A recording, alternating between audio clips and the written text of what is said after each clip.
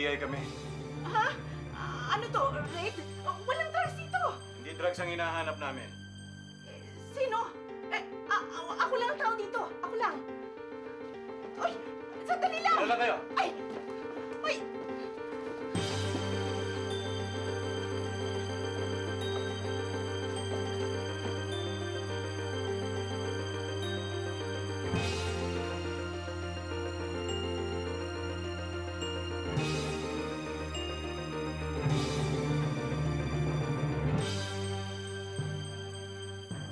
Mga pinaglihiyata sa palos ang dalawang yan. Continue the search. Yes, sir.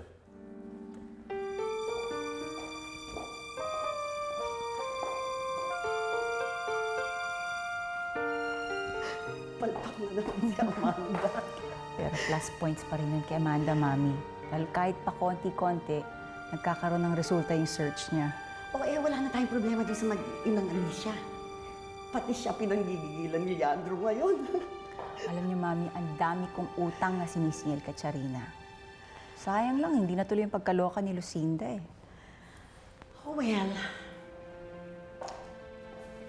Si Amanda na lang. Ay, ewan ko, Mami. Pero parang nakikita ko, masipag na lang siya pagdating siya sa paghahanap kay Rosa Camila. Parang nakita ko na yung pagkahina niya eh. Hindi na lumalaban ng gaga sa akin ngayon, hindi katulad nung dati. Malamang, alam niya na talo ko siya pagdating sa business.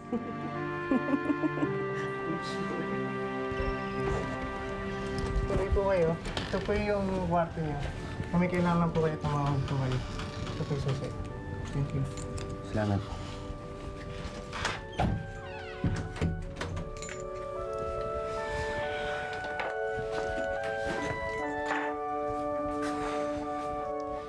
Carlito, hindi ko na kaya to. Huwag tayong magpapatalo. Matatapos din to. Ano kung hindi?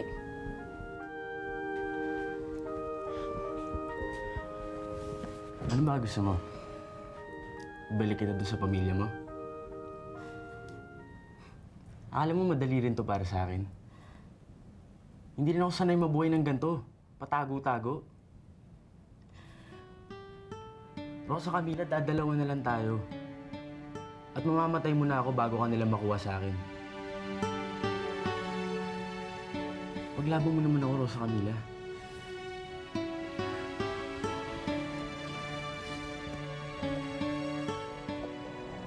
Hahanap ko pa nga sila ng bagong bahay. Buti na lang tinawagan ako ni Amanda kagabi sa mangyayaring hulihan na yan. Nasa motel sila ngayon. Kung sasabihin niya kahit kanino, huwag ka maingay. Ibig mo sabihin, papayagan mo magpakasal ang anak mo? Matanda na naman siya. Si Carlito talaga ang mahal niya. Dalawang puwersa na ang naghahanap sa kanila, nalulusutan pa rin nila. Lalo po akong ginagalit ng apo niya eh. Kusang sumama ang girlfriend mo kay Carlito. And while we are at it, nabalitaan ko na noong una, nakamontik na natin silang mahanap, may dala ka raw barel? Kanino ang intensyon sa paggamit mo sa barel? Kay Carlito? Please, I don't want any violence, Ethan. I apologize po, Governor. Mahal na mahal ko lang po talaga si Rosa Camila. At dahil sa pagmamahal mo kay Rosa Camila, ganun na lang pagkamuhi mo sa apo ko, ganun ba? Inagawan niya po ako eh. Magtulungan na lang tayo, Ethan. 3 pamilya na ang naghahanap sa kanila. Ang pamilya Montemayor, pamilya Valiente at pamilya Quirino. Sandali na lang mahahanap na sila. Naiingit ka lang kina Sharina at Alicia. Kaya ka nagsisipag-sipagan. Kumpanya ng pamilya ko yun, Leandro. Kaya natural lang na magkaroon ako ng interest, di ba? Eileen, Yes, Senator?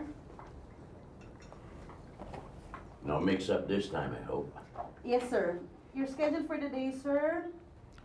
A Senate session in the morning, and then you have lunch with the Vice President, and at 4 p.m., you have a meeting with the DEC Secretary, and then dinner with the Australian Ambassador, sir. That's all for the day. Pero before dinner, Senator, kailangan tayong dumaan sa opisina dahil nandun yung private investigator na naghahanap ka na Carlito at Rosa Camila. Hindi ko nakakalimutan yan. That's great. Sumasakit ang ulo ko sa dalawa. Kahapon, nakatakas na naman. Paano kaya nila nalaman na may pupunta doon? Baka naman po tinimbrahan ni Tita Alicia. Walang alam si Alicia sa mangyayaring raid. Kami lang ni Amanda. O di ba kasi Amanda nagsasabi sa dalawa? Kunwari, hinahanap niya yung dalawa, pero tinutulungan pala niya. Kaysa dakdakan ng dakdak. Anong ginagawa mo para mahanap siya? Hindi ba sabi ko, siya ang top priority ng pamilya natin. Bakit kami lang ni Amanda ang umagalaw? Good morning, Daddy. Good morning. Morning, Mommy. Morning.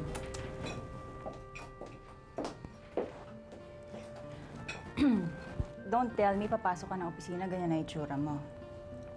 Bakit? Hindi pa naman ako presidente katulad mo, Mommy, di ba? Daddy, mauna na kayo, Papasundo na lang ako kay Ate Lucinda. O Paloma, papasok ako sa opisina ngayon. Sumabay ka na sa akin, ha? Next time, Mommy. Meron ka ba dyan alak na tinatago si Mommy? Ikuha mo ako isa. Bigay mo sa akin bago ako umalis, ha? Sige.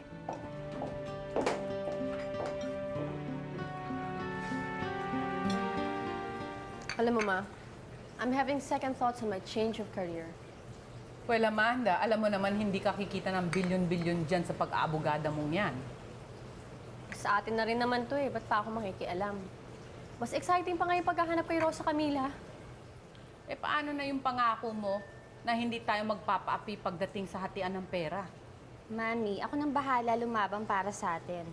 Anyway, ako naman ang favorite ni Daddy ngayon I can get what I want. Well, pero iba na rin yung dalawa kayo, no? Rather tatlo, kasi sasali na rin ako diyan. Ayaw lang yata makita ni Amanda si Quarry That is not the point. E di sana tinanggap ko na lang yung trabaho na inalok sa akin ni Daddy as Chief of Staff. That way, alam kong hindi ko makikita si Quarry. Nagpapakamartir ka parang isang babae. Alam mo, kung ayaw mo, humanap ka ng iba. Ipaglaban mo si Quarry. Pero huwag mong alisin yung focus mo sa trabaho. See that? See that? Ngayon, siya na. Si Lucinda na ang lumalaban para sa atin. Hay nako. May ibang rason naman yan Lahat ito, all for Daddy. Parang mas maganda tong isang to. What do you think? Look. Okay lang. Gusto kasi sa first issue ng magazine ko, nagmumura yung mga kulay. May problema ka ba, Paloma? You can tell me. Namimiss ko na kasi si Dindo Tsaka yung itay ko. Just for that, iinom ka na lang basta? Kaya pala nag-aamoy chiko ka na kanina pa lang Mahirap kasi mawalay sa minamahal Do you think hindi ako nagkaganyan nung umalis si Nestor? Talagang ganyan. May nawawala, may darating. Pero mas malaki ngayon ang problema sa atin ni Rosa, Camila at Carlito. Ito na yata yung Mr. Borja na papasok sa business natin as investor. I heard wizard to sa pagdating sa marketing. Hindi kaya kasi yung edad na to ni Daddy. Hi, Miss Montemayor? Walang Miss Montemayor dito. I'm Mrs. Vibor. At siya naman si Mrs. Adorable. Hi. Hi. Nice to meet you. Hey, Mom. Going to the casino again? Dinner! Date sa casino? Dinner at a restaurant. Guy date? Mom, ano na lang ang sasabihin ni Daddy kapag nalaman niya to? Remember, he asked us to help him sa paghahanap ni Rosa Camila? Daddy won't know because Amanda won't tell, right? Sabi mo, nakikihanap din ako. I'm using my business connections. And besides, this is a business date. Business, huh? What, monkey business? Darling, I can't help it if some people can't forget that once upon a time I was a beauty queen and they can't resist my charms. Wish me luck. Oh, you need it, Mom. Sir, ito na po yung pagkain nila. Sige, pailagay na siya sa lamesa. Andiyan na rin yung bayad. Tapos yung sobra, dagdag mo na lang doon sa deposit. Okay, sir. Thank you, sir.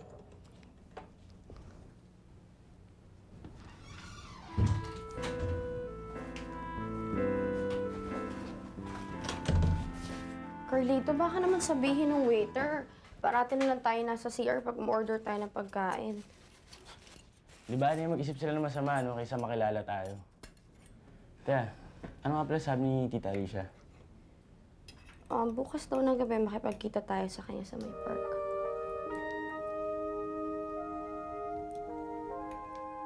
Mawawala ka, di na iibig pa.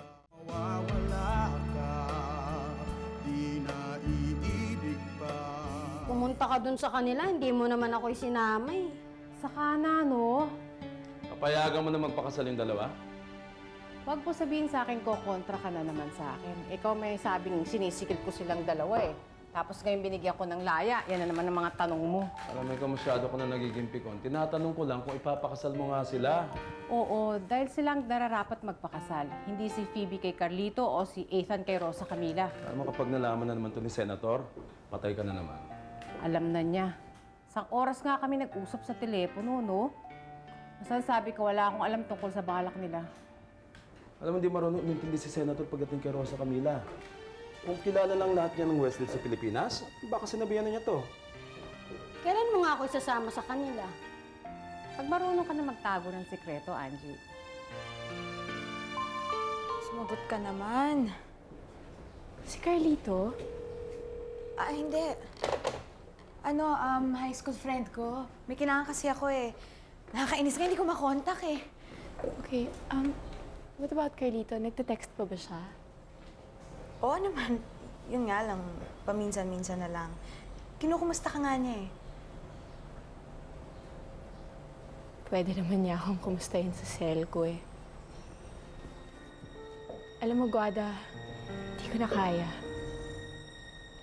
Hindi kasi ako pinalaking martir ng mom ko. Phoebe, halika. Alam ko nahihirapan ka na. Pero please stay. Sige, magiging honest ako sa'yo. Si Carlito yung tinatawagan ko. Nag-text kasi siya sa akin eh. Sabi niya, kailangan daw niya yung tulong. Huwag ka mag-alala, kahit ano pa man yung kailangan niya, ipapaalam ko sa'yo kung ano yun. Guada, just please promise me na sa akin ka kakampi at hindi kay Rosa Camila. I swear on my parents' grave, hindi ako kakampi sa babaeng kinakasama ng kapatid ko ngayon. I need all the papers tomorrow, Attorney Asturias. Sure. Bigyan mo lang ako ng palugid ng 3 araw. Attorney, hindi sa minamadali kita. Pero, if my memory serves me right, I think nung hiningi sa'yo ni Ernestine ang mga papeles, nabigay mo to sa kanya kaagad. Oh, yeah. I remember now. Nasubmit ko na sa accounting nga pala. Okay then. Ako nang bahala. Ako na kukuha dun sa accounting. Oh, God. It's an oversight. Naka Ernestina nga pala. Pinag-aaralan niyang mabuti. Na kay Ernestina? Both copies? Nasa kanya rin daw ang archive file. Wala naman siguro pinagkaibang dalawang kopyang yon. Alam mo, kung hindi raw ang libang controller natin, hiniram ko na sana ang file niya. Alam mo, audited income files lang naman yun. Gano'ng katagal ba niya babasahin yun? Well, okay, attorney. 3 days then. kindly tell Ernestina that I want the audited income files of the Montemayor shipping lines on my desk because I want to read them. Sure. Thank you. To be in your desk in 3 days' time. Mawawala ka, di na iibig pa.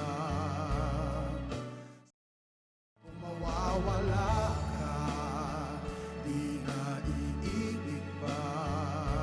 Senator, I would suggest a series of tests para makasiguro tayo.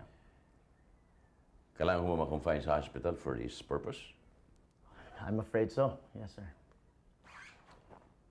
Doctor, may kinalaman kaya ito sa balang nasa katawan ko pa? Could be.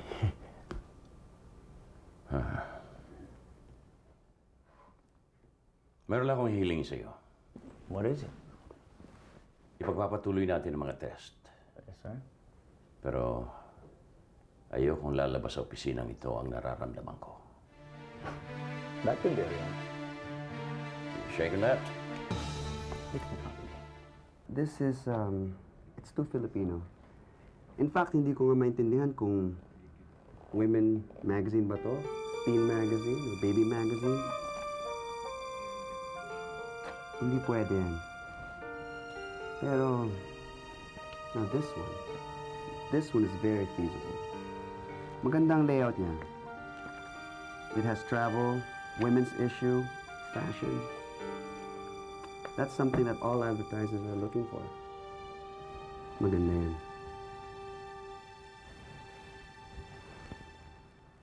Now, for the other publishing in your company, kailangan siguro nating... Why? Ibig ba sabihin nito, green light na pagpasok mo sa company namin?